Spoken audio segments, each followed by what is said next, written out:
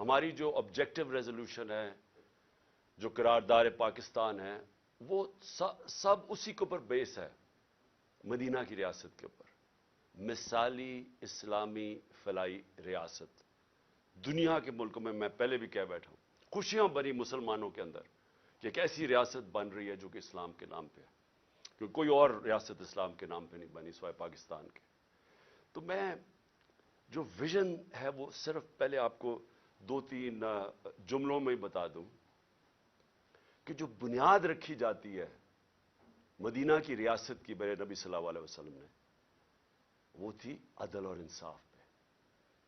اور اس کے اوپر بہت آج سے تقریباً 800 سال پہلے دنیا کے جو سمجھا جاتا ہے کہ ماڈرن ہسٹری کے باپ تھے، چاہے وہ مغرب ہو یا دنیا مانتی ہے ان کو، ان کا نام تھا ابن خلدون۔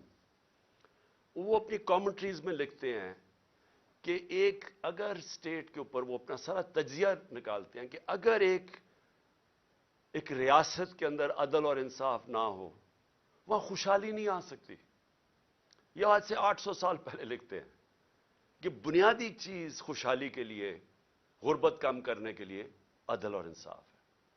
اور وہ کیوں ہے وہ تفصیل میں بیان کرتے ہیں کہ بزنس بھی، سرمایہ کار انویسٹ اس ریاست میں کرتے ہیں جہاں ان کو پتا ہو کہ یہاں قانون مکمل طور پہ ان کی حفاظت کرے گا، کوئی طاقتور آ کے ان کی زمین پہ، ان کے کاروبار پہ قبضہ نہیں کرے گا، جو وہاں کا ٹیکس کا نظام ہوگا وہ منصفانہ ہوگا، ان کو کوئی یہ خوف نہیں ہوگا کہ آتے ساتھ ہی کوئی قبضہ گروپ ان کی جگہ پہ قبضہ کر لے گا، کیونکہ وہ انصاف ہوگا۔ جدھر انصاف ہے وہ قبضہ گروپ نہیں ہے، جدھر انصاف ہے وہ ظلم نہیں ہے، جدھر انصاف ہے وہ NRO نہیں ہے، وہ بڑے لوگ چوری نہیں کر کے معاف نہیں کروا سکتے، کیونکہ قانون کے سامنے سب ایک برابر ہے۔ تو یہ جب مدینہ کی ریاست کی بنیاد رکھی گئی عدل اور انصاف پہ، تو یہ یاد رکھیں کہ وہ اس وقت بڑے برے حالات تھے، خوشحالی بعد میں آئی، پہلے انصاف آیا۔ تو آج میں اس لیے اس کے اوپر بات کرنا چاہتا ہوں کہ ہم اس ویژن سے اتنا دور جا رہے ہیں کہ مجھے خوف آ رہا ہے کہ ہم بچیں گے بھی یا نہیں بحیثیت قوم۔ ایک انگریزی کی سٹیٹمنٹ ہے، نیشنز وداؤٹ اے ویژن ڈائی۔ قوم جو اپنے نظریے سے ہٹ جاتی ہے وہ مر جاتی ہے۔ تو یہ میں آپ کے لیے یہ باتیں اس لیے رکھ رہا ہوں کیونکہ جب سے یہ ایک سازش کے تحت اس ملک کے مجرموں کی حکومت ہمارے اوپر نافذ کی گئی، ذرا ملک کے حالات دیکھ لیں کہ کدھر سے کدھر پہنچ چکے ہیں۔ اور میں اس لیے یہ آپ کے لیے کہہ رہا ہوں کیونکہ اب جس طرف آپ جا رہے ہیں میں آخر میں ادھر آؤں گا کہ اگر ہم بحیثیت قوم، میں اپنی ساری قوم کو، پارٹی کو نہیں کہہ رہا، قوم کو کہہ رہا ہوں کہ اگر آج ہم نہیں جاگیں گے اور ہم جد و جہد نہیں کریں گے، ہم سب ذمہ دار ہوں گے جس طرف اب ہم جس رخ پہ نکل چکی ہے۔ سب سے پہلے معیشت آ جائے۔ دیکھیں معیشت جو ہے نا، اس کے اوپر بھی ایک بڑا ضروری ہے، میں جو شروع میں بات کی کہ ادھر بھی انصاف چاہیے ہوتا ہے، رول آف لا چاہیے ہوتا ہے، سرٹنٹی چاہیے ہوتی ہے لوگوں کو۔ یہ جب تک مجھے یہ اعتماد نہیں ہوگا کہ آج جو میں یہ فیکٹری بنا رہا ہوں، میں دکان بنا رہا ہوں، میں پیسے لگا رہا ہوں، اپنی محنت کے سرمایہ کاری کر رہا ہوں، جب تک مجھے یہ نہیں پتا چلے گا کہ یہ آگے بھی یہی سسٹم رہے گا، جب تک مجھے یہ اعتماد نہیں ہوگا کہ یہ قانون نہیں ایک دم بدل جائے گا، یہ اب سسٹم چلے گا، تب تک میں پیسے نہیں لگاؤں گا۔ بلکہ وہ یہ چھوڑیں کہ میں ملک میں نہیں لگاؤں گا، باہر سے بھی نہ کوئی پیسے لے کے آئے گا ملک کے اندر سرمایہ کاری کرنے کے لیے، اور اندر سے بھی آپ کے ہمارے جو سرمایہ کار ہے وہ کسی اور ملک میں جا کے پیسے لگائیں گے۔ اب دبئی میں جا کے کبھی پوچھیں، پاکستانی بزنس مین وہاں کتنے کارخانے بھی چلا رہے ہیں، بزنس بھی چلا رہے ہیں، ان سے پوچھے تو صحیح کہ جب آپ کا ملک ہے آپ نے پاکستان میں کیوں نہیں پیسہ انویسٹ کیا، آپ کیوں دبئی میں جا کے پیسہ لگا رہے ہیں، اور ملیشیا میں بھی یہی ہے۔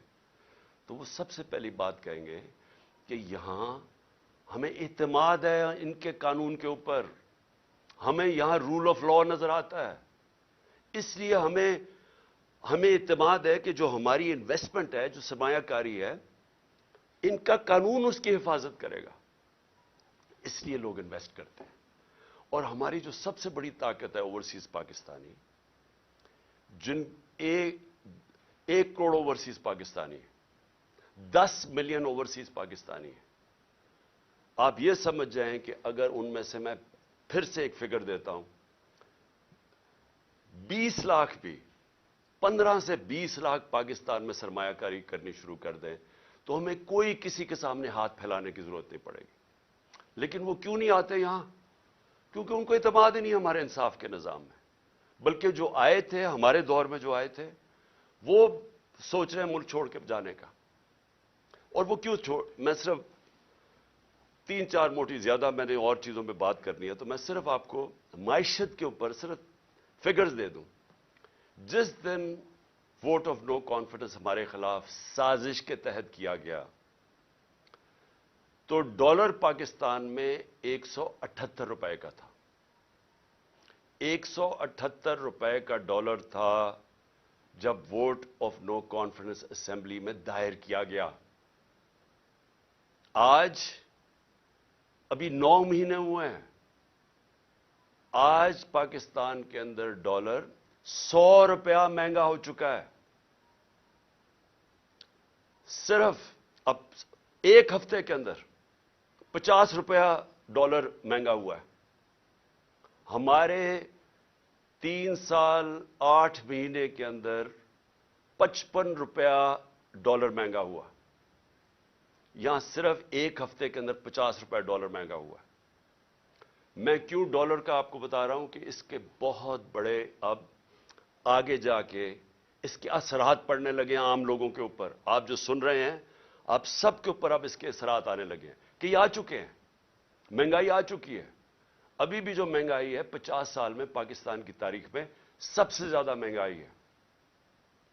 اس وقت جو عام انسان چیزیں خریدتا ہے، سب سے جو بنیادی چیز ہے وہ آٹا ہے، وہ 60 روپے کلو سے پہنچ گیا ہے 150 روپے پہ۔ یہ عام آدمی کھاتا ہے۔ اس کے علاوہ گھی کدھر سے کدھر گیا ہے، اور جو لوگ بجلی استعمال کرتے ہیں، گیس کرتے ہیں، یہ سب مہنگی ہوئی اور مزید اور مہنگی ہونے جا رہی ہیں۔ جیسے جیسے روپیہ گرے گا، جو چیز ہم باہر سے خریدتے ہیں، جس میں جدھر بھی امپورٹ شامل ہے، وہ سب مہنگی ہوتی جا رہی ہیں اور ہوں گی آگے جا کے۔ تو اس کے ابھی پورے اثرات آئے نہیں ہیں، آنے والے ہیں۔ تو یہ کیسے کون سی قیامت آئی تھی کہ پاکستان کے اندر اس طرح کی معیشت ڈوبنے کے اوپر کھڑی ہے؟ کیا ہوا؟ تیل کا ہی کہتے ہیں نا، اثر ہم تیل امپورٹ کرتے ہیں، تیل جب مہنگا ہوتا ہے، بجلی مہنگی، اس کا سارا اثر پڑ جاتا ہے ٹرانسپورٹ پہ، ہر چیز پہ، اور جب وہ ہر انسان کو افیکٹ کرتی ہے۔ تو تیل، پھر سے میں بتا دوں کہ ہمارے دور میں 110 سے 115 ڈالر بیرل پہ گیا تھا۔ آج پہلے کوئی 75 ڈالر پہ چلا گیا تھا نیچے گر کے، اب کوئی 85 ڈالر کے اوپر تیل ہے بیرل۔ تو کس وجہ سے یہ ایک دم یہ جو طوفان آ گیا مہنگائی کا، اور ہر چیز مہنگی اور روپے پہ پریشر؟ آج پاکستان کے ریزروز ادھر پہنچ گئے ہیں جدھر ہم نے جب ایٹمی دھماکہ کیا تھا تو اس سے بھی نیچے پہنچ گئے ہیں۔ تو جو ریزروز، اگر آپ اس کا مطلب یہ کہ جب آپ کے ریزروز گرتے ہیں تو روپے پہ پریشر پڑ رہا ہے، اور جب ریزروز گرتے ہیں اس سے بھی خوفناک چیز جو ہم سب کو، ہم سارے پاکستانیوں کو تشویش ہوگی سن کے کہ ہماری سیکیورٹی پہ اس کا ایفیکٹ جاتا ہے۔ ہندوستان کے ریزروز کچھ پتہ نہیں 550 ارب ہے، 550 ارب ڈالر ہیں، ہمارے 3 ارب ڈالر سے بھی نیچے گر گئے۔ تو کہاں 550 ارب ڈالر اور کہاں 3 ڈالر سے نیچے گرنے کا؟ صرف آپ کو اگر کبھی آپ کو دل کے اوپر اگر تکلیف پہنچانی ہے تو ہندوستان کی چینلز دیکھیں آج کل وہ کس طرح پاکستان کا نام لے رہی ہیں کہ یہ صرف 9 مہینے کے اندر ملک کدھر سے کدھر پہنچ گئے۔ اب میں جو یہ امپورٹڈ گورنمنٹ کے imported finance minister Ishaq Dar, پہلے تو انہوں نے بڑی بڑکیں ماری کہ 200 سے میں نیچے ڈالر کروں گا، फिर IMF को उन्होंने धमकियां दी, फिर मूडीज जो रेटिंग एजेंसीज है उसको धमकियां दी, और आज अपने घुटने टेक लिए हैं और आज कह रहे हैं कि जी करता तो सब कुछ अल्लाह है, उसकी मर्जी के बगैर तो कुछ नहीं होता, लेकिन अल्लाह ने भी कोई कंडीशंस लगाई हुई है कि मैं तब तुम्हारी मदद करता हूं तब तुम ये चीजें करो। और उसके बाद खैरात के ऊपर आ गए हैं कि खैराती इदारों को कहेंगे कि वो आके मदद करें पाकिस्तान की। इसका मतलब कोई रोड मैप, कोई सोल्यूशन नहीं है, कोई आगे रास्ता नहीं है, इनको कोई पता नहीं है कि अब यहां से आगे जाना कैसे। और मैं आपको पेशन गोई करता हूं कि ये जो इंपोर्टेड सारे लोग मुसल्लत किए गए, ये भागने की भी तैयारी कर रहे होंगे। इनका स्टेट पाकिस्तान में नहीं है। इसहाक डार के और इनके बच्चों की जरा प्रॉपर्टीज देखिए और इनके पैसे बाहर कितने पड़े। इनका जो मास्टर है नवाज शरीफ, उसकी जरा रहन सहन लंदन में देखिए कितना है। आसिफ जरदारी की कितनी प्रॉपर्टीज बाहर पड़ी हुई हैं, ये सबको पता है, हमारी एजेंसीज को पता है। जो आज लोग इनकी मदद कर रहे हैं, जो हैंडलर्स पीछे से बैठ के, इन सबको पता है कि इनकी प्रॉपर्टीज कितनी बाहर पड़ी हैं, कितना पैसा इस मुल्क का चोरी करके गए। तो आज ये कह रहे हैं कि खैरात पे पाकिस्तान, यानी कि बैरून मुल्क लोग पैसा खैरात के ऊपर पाकिस्तान दे और अपना पैसा बाहर रखा हुआ है।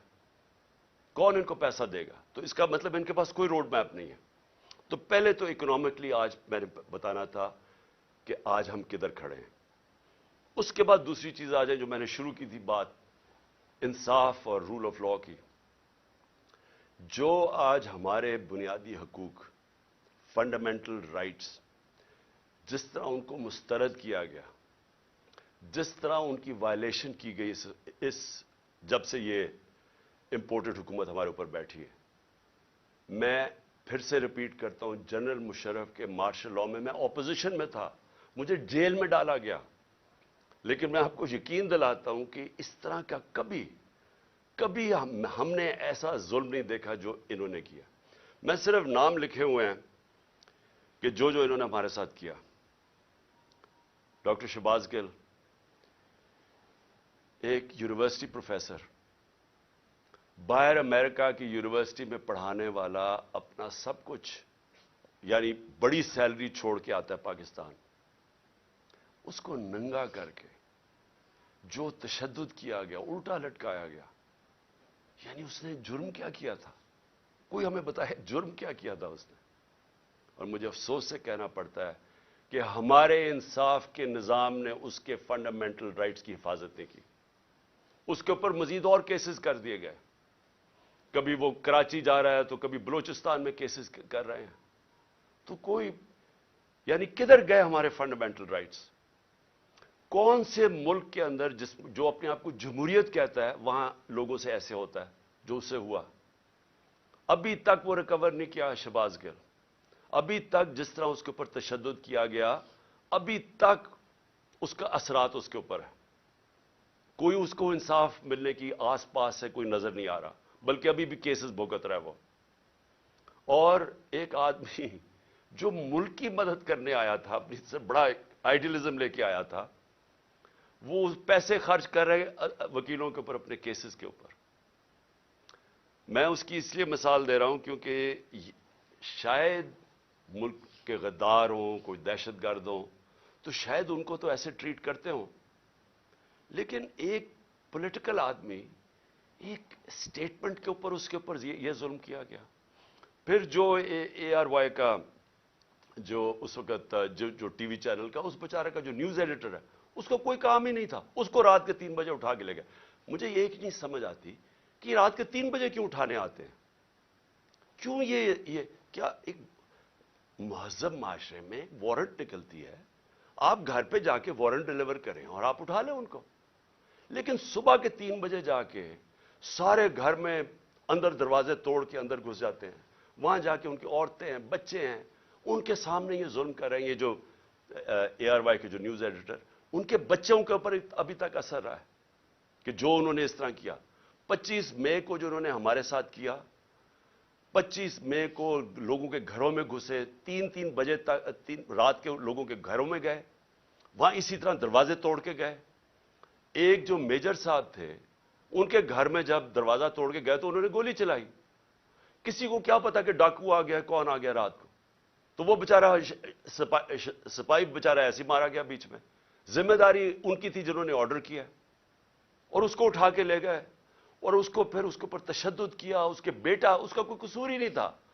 وہ کہہ رہے ہیں میجر صاحب کہ میں نے گولی چلائی ہے. اس کے بیٹے کو لے گئے, اور جو بیٹے کے اوپر تشدد کیا کتنے مہینے رکھ کے, کدھر گئے فنڈامنٹل رائٹس؟ اور اس کے بعد اعظم سواتی سینیٹر, باہر پیسے اس نے جا کے پیٹرول پمپ کے اوپر امریکہ میں کام جھاڑو دے کے اپنی بزنس بنائی, پیسہ بنایا, اور وہی آئیڈیلزم لے کے وہ پیسہ سب اپنا پاکستان بھی لے, پاکستان بھی آ گئے, سینیٹر بن گئے. ایک ٹویٹ کے اوپر, اور ٹویٹ اتنی سچی ٹویٹ ہے کہ باجوہ کو کہہ رہے ہیں کہ آپ نے NRO2 دیا, ساری قوم کہتی ہے اس نے دیا, اس میں تو کوئی شک نہیں ہے. اس کے اوپر جو تشدد کیا گیا, بچوں کے پوتے اور پوتیوں کے سامنے صبح کے 3 بجے گھس کے اس کو پہلے مارا, پھر حوالے کیا گیا نامعلوم افراد کے جن کا نام بھی انہوں نے لیا ہے, اور ان کو اس کے اوپر ننگا کر کے پھر تشدد کیا.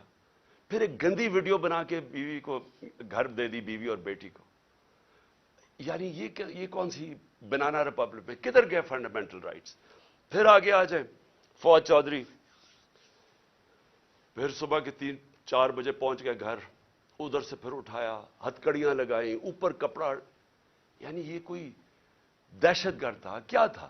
اس کو پھر پھرایا چاروں طرف, اور جو اس سے کیا, چھوٹی بیٹیاں وہ ٹراماٹائزڈ, بیٹیوں کے اوپر اثرات ابھی تک. پھر شندانہ گلزار, کیا اس نے شندانہ نے کیا کہ اس کو دہشت گرد بنا دیا؟ یہ جمہوریت ہے آپ اگر کوئی بیان دیتا ہے اس کو مسترد کر دیں. یہ کیسے ہو گیا کہ اس کے بیان کے اوپر اس کو دہشت گرد بنا دیا, اس کے اوپر کیس کر دیا دہشت گردی کا؟ پھر شیخ رشید کو پہلے, اور فواد چودھری کو ہائی کورٹ 4 دفعہ ہائی کورٹ نے آئی جی کو کہا کہ میرے سامنے فواد کو لے کے آؤ. آئی جی نے کوئی پرواہ نہیں کی, کہیں اور سے آرڈر مل رہے تھے, کوئی فکر نہیں کی انہوں نے. اور پھر شیخ رشید بیل دے دیتی ہے عدالت, اسلام آباد ہائی کورٹ, اور کیسز ڈال کے اس کے اوپر کیسز پہ کیسز بنائی جا رہے ہیں, اور اس کو رکھا ہوا ہے. ایک کتنی دفعہ شیخ رشید منسٹر بن چکے ہیں, عمر ان کی 75 سال ہے, رات کو ہتکڑیاں باندھ کے ان کو کمرے میں رکھا ہے, ان کے اوپر کپڑا ڈالا رکھا ہے. یعنی یہ میں اپنے انصاف کے نظام کو آج پوچھ رہا ہوں, کدھر گئے ہمارے فنڈامنٹل رائٹس؟ اور پھر میں گنانا چاہتا ہوں, عمران ریاض کو اٹھایا. ہر وہ آدمی جو رجیم چینج کے جو صحافی خلاف ہے, ہر اس آدمی کو سنگل آؤٹ کیا انہوں نے. ہر اس آدمی کے اوپر, جس طرح عمران ریاض کو یہ دوسری دفعہ اٹھا کے لے کے گئے تھے, ارشد شریف کی جو سارے اس ملک کے لیے جو سب سے دردناک کہانی ہے صحافیوں کی تاریخ میں, جو اس سے کیا گیا, ملک سے باہر پر قتل کیا گیا, اس کو شہید کیا گیا. ایاز ضمیر, سمیع ابراہیم, غلام حسین, جو لوگ رجیم چینج کے خلاف لکھتے تھے, تنقید کرتے تھے, ان ساروں کو باری باری کہیں نہ کہیں ان کو ڈرایا, دھمکایا, اٹھایا گیا. سوشل میڈیا کے ہمارے لڑکے, انہوں نے مجھے ایسی کہانیاں سنائی ہیں جو ہمارے نہیں بھی تھے, انہوں نے لوگوں نے آ کے بتایا ہے, جو ویسے سوشل میڈیا پہ جو تنقید کر رہے تھے, ان کو راتوں کو اٹھایا, ان کو بھی لے کے گئے, کہیں ان کو ننگا کیا, وہی ایک سٹینڈرڈ چیز تھی. خالد گجر ہمارے MNA کے کینڈیڈیٹ ہیں, ان کے بھائی شبیر گجر MP رہ چکے ہیں. کل رات ان کے اوپر پولیس پہنچ کے ان کے گاؤں کے اوپر سراؤنڈ کر دیا, گاڑیاں توڑی وہاں. فروخ حبیب, اس کے اوپر ڈکیتی کا کیس ڈال دیا. میرے اوپر اب میں اپنے 60 FIR ہے میرے اوپر. اور جو سب سے حیران کن چیز یہ ہے کہ اگر میں ایکس پرائم منسٹر ہوں, اپنی FIR نہیں کٹوا سکا, اور اس کے بعد جو GIT بنی تھی, جو چیزیں نکال رہی تھی, جس میں واضح ہو گیا کہ اور وہ لوگ شامل تھے جن کو میں نے 3 نام جو نامزد کیے تھے کہ جو FIR میں, وہ واضح ہو گیا کہ وہ اس کے پیچھے ہیں. ना वो, फिर से मैं कहता हूं कि जो डीपीओ गुजरात, ना वो अपना फोन देने के लिए तैयार था, उसको भी कहीं से हुक्म आ रहा था, ना सीटीडी के अंदर वो जो एसपी था, ना वो तैयार था अपना फोन जिसमें उसने वो जो दूसरी वीडियो बनाई थी, वो जो शूटर था नवीद या नदीम, ना उन्होंने दिया, ना उन्होंने कोऑपरेट किया। लेकिन जो रिपोर्ट दर्ज करवाई गई अदालत ने, जेआईटी ने अदालत में जो रिपोर्ट दर्ज करवाई, उसके अंदर यह चीज वाज़ेह हो गई कि 3 शूटर थे, एक नहीं था, तो दीनी इंतहा पसंद का सारा खत्म हो गया केस। लेकिन जो सीटीडी के अंदर जब उसको नवीद को उठा के सीटीडी लेके गई, तो वहां 5 नामालूम अफराद थे। क्या काम था उनको सीटीडी में? तो क्या अगर किसी में कोई शक है तो अब ये शक हट जाना चाहिए कि ये जिन लोगों ने करवाया था उनका काम मेरी हिफाजत करना था, उन्होंने ये करवाया सब कुछ, और इसलिए वो कवर अप कर रहे हैं। केयरटेकर गवर्नमेंट कैसे हो सकती है कि जेआईटी की, जो पंजाब गवर्नमेंट ने नोटिफाई की हुई जेआईटी, उसको बंद कर दिया, उसका काम नहीं करने दे रहा है? किस चीज का खौफ है? क्योंकि ताकतवर लोगों ने अपना फैसला किया हुआ है कि अगर वो कानून के ऊपर है, ये है। और फिर मैं वापस जाता हूं कि ये सारे जो मैंने आपको केसेस इसलिए बता रहा हूं कि यहां रूल ऑफ लॉ नहीं है, या इंसाफ खत्म कर दिया है, या जंगल के कानून की तरफ निकल गया पाकिस्तान। और कोई मुल्क जिधर इंसाफ और रूल ऑफ लॉ नहीं है, वहां खुशहाली नहीं आ सकती। ये हम अंधेरे की तरफ लेके जा रहे हैं, और ये मजीद जितनी ये और कोशिशें कर रहे हैं, जितना हमें डराने धमकाने की, ये सिर्फ साबित कर रहे हैं कि इस मुल्क में माइट इज राइट है, जिसकी लाठी उसकी भैंस, कि कोई इंसाफ नहीं है कमजोर को। ये साबित कर रहे हैं कि ये जो लोग ऊपर बैठाए हुए हैं हमारे, इनका सिर्फ मकसद ही एक है कि किसी ना किसी तरह ऑपोजिशन को डरा धमका के खत्म करो, ताकि ये खत्म हो जाए। तो फिर वो जो मैं जिसका नाम 12th मैन भी रखा हुआ है, वो लड़ने से भागा भागा आए। जब वो समझ जाए कि अब ग्राउंड तैयार हो गई है, तो तब वो आके इलेक्शन जीत के तो कहे जी देखे बहुत बड़ा मार्का मारा। ये सिर्फ गेम प्लान है। लेकिन जो तीसरा मेरा पॉइंट है कि जो पॉलिटिकल इस वक्त जो हमारे मुल्क में पॉलिटिकल अनसर्टेनिटी है, जिसकी वजह से कभी भी मायशत हमारी, कभी भी वो इस्तेकाम उसमें नहीं आ सकता जब तक आप पॉलिटिकल स्टेबिलिटी ना लेके आए। तो हमने जब फैसला किया, मैंने फैसला किया कि हम अपनी 2 गवर्नमेंट्स को डिसॉल्व करते हैं, पख्तूनख्वा और पंजाब को, तो उसके पीछे अपना मुल्क का सोच रहा था कि मैंने सोचा कि अगर हम, आइन कहता है कि जैसे आप अपनी गवर्नमेंट डिसॉल्व करते हैं, जो गवर्नर है उसने 90 दिन के अंदर इलेक्शन की डेट देनी है। ये पाकिस्तान का आइन है।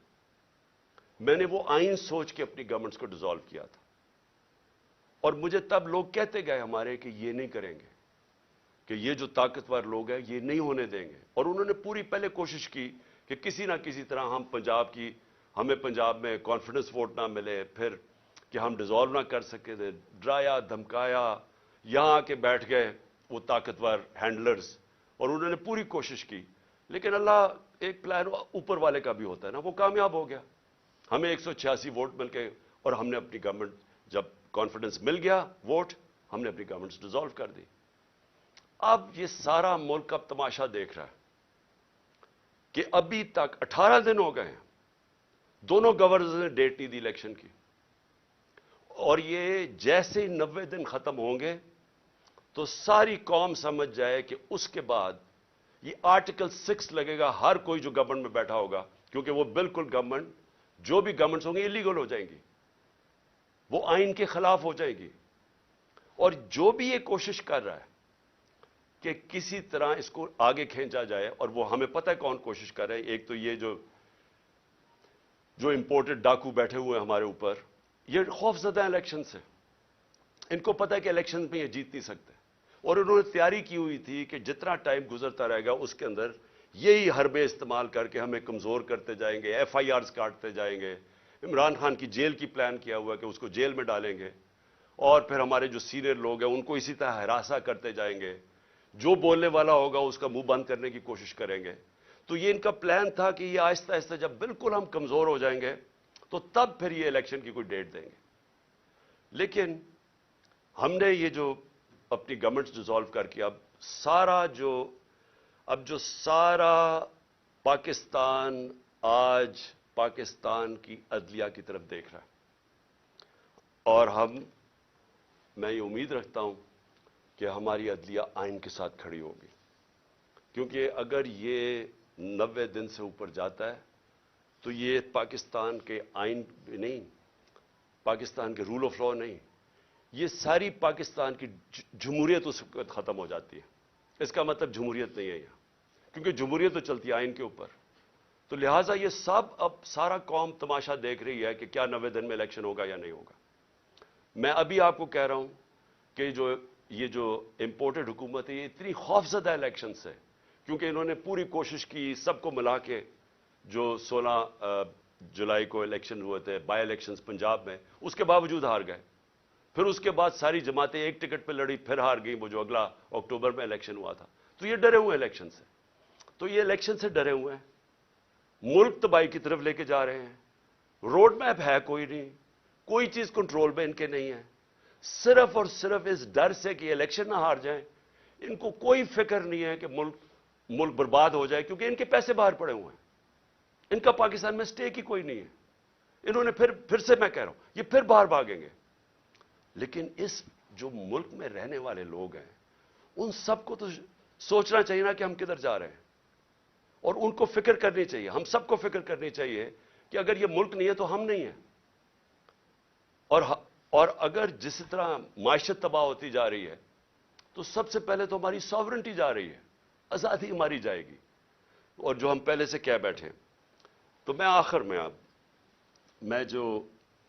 میں ختم کرنے سے پہلے میں یہ جو دہشت گردی ہوئی, دہشت گردی کو بھی پوری کوشش کی گئی کہ کسی نہ کسی طرح اس سے سیاسی فائدہ اٹھایا جائے. میں یہ شہباز شریف کے سامنے رکھنا چاہتا ہوں, کیونکہ شہباز شریف کو کوئی یا تو یاداشت ختم ہو گئی ہے یا پریشر میں آ کے ان کو چیزیں نہیں یاد. تو انہوں نے کہا جی کے پی نے پیسہ نہیں خرچ کیا یا کچھ نہیں کیا یا کے پی ذمہ دار ہے.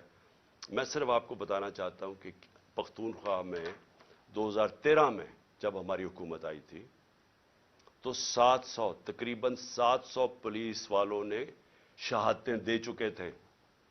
پولیس ڈیمورلائز تھی, پولیس کے حالات برے تھے اس وقت, کیونکہ پولیس اپنے آپ کو ڈیفینڈ کر رہی تھی, لوگوں کو کیسے ڈیفینڈ کرتی.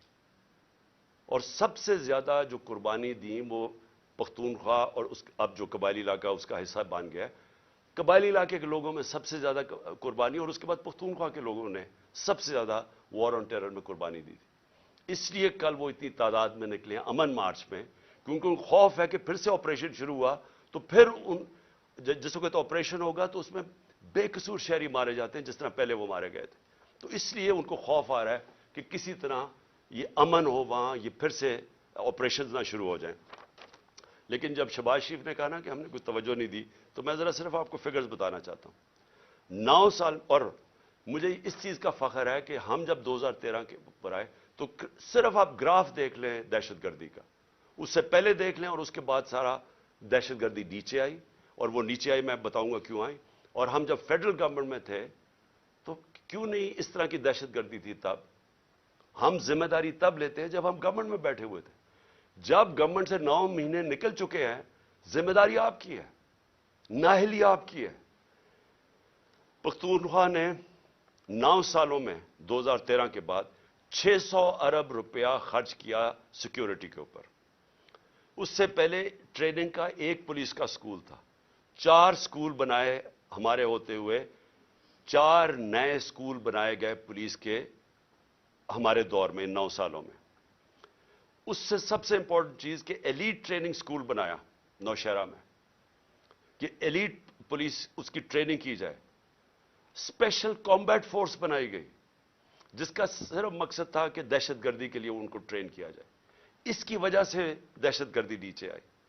پھر شہباز شریف نے کوئی کہا کہ جی فورینزک ڈی این اے کی لیبارٹری نہیں بنی.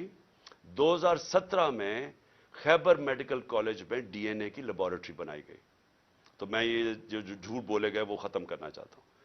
پھر اس نے کہا کہ فاٹا کا جو بجٹ ہے اس میں سارے صوبے کنٹریبیوٹ کر رہے تھے. جب فاٹا کا مرجر ہوا تو سب نے فیصلہ کیا کہ ہاں ہم پیسے دیں گے تاکہ فاٹا جب حصہ بنا پختونخوا کا تو اس کو آرام سے ابزارب کرنے کے لیے یہ فیصلہ ہوا تھا. میں آپ کو صرف 2 صوبوں نے پیسے دیے تھے. وہ جو کمٹمنٹ کی تھی کہ 4 صوبے اپنے NFC ایوارڈ سے پیسے دیں گے, صرف 2 صوبوں نے دی. پختونخوا نے خود دیے اور دوسرا پنجاب نے دیے. باقی 2 صوبوں سے پیسہ نہیں آیا ہوا. اور جب ہمارے دور میں ہم نے 55 ارب روپیہ ہر سال ہم نے ایلوکیٹ کیا تھا فاٹا کے لیے تاکہ وہاں ڈیولپمنٹ ہو اور وہ مرج کر جائے آرام سے. جب سے پی ڈی ایم آئی ہے 55 ارب سے صرف 5 ارب روپیہ دیا گیا ہے پختونخوا کی حکومت میں. تو میں یہ صرف کریکٹ کرنا چاہتا تھا کہ یہ ذرا جھوٹ بولے گئے تھے. آخر میں جی دیکھیں, میں یہ آخر میں بات کرنا چاہتا ہوں کہ پلان تو ان کا بہت واضح ہے. یہ جو کرپٹ امپورٹڈ حکومت ہمارے پر مسلط کی گئی ہے اور ان کے پیچھے جو ہینڈلرز ہیں ان کے, پلان تو یہ ہے کہ کمزور کر کے تحریک انصاف کو ڈرا دھمکا کے لوگوں کو کیسز کروا کے اور پھر بالکل جب یہ کمزور ہو جائے اور پھر الیکشن کمیشن ان کے ساتھ ملی ہوئی ہے, وہ ہر قسم کی مدد کر رہی ہے ان کی الیکشن کی, اور پھر کیئر ٹیکر گورنمنٹس ایسی لے آئیں. میں پھر سے ریپیٹ کرتا ہوں کہ اس ملک کی تاریخ میں کیئر ٹیکر گورنمنٹ کا ایسا مذاق نہیں اڑا جو یہ اب اڑا ہے. یہ ایسی کیئر ٹیکر گورنمنٹس بنائی ہے کہ ہمارے جو سب سے ہمارے خلاف پولیس والے تھے اور بیوروکریٹس تھے ان کو ہمارے اوپر مسلط کیا گیا.